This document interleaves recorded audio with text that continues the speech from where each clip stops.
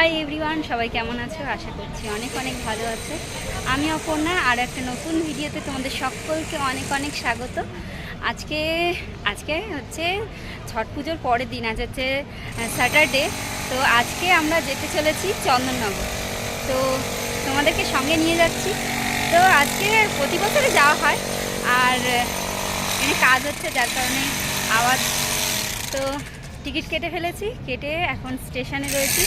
Train ঢোকার এখনও সময় আছে, তো ট্রেনটা ঢুকুক, তারপরেই আমরা যাব বালি থেকে যাব চন্দননগর।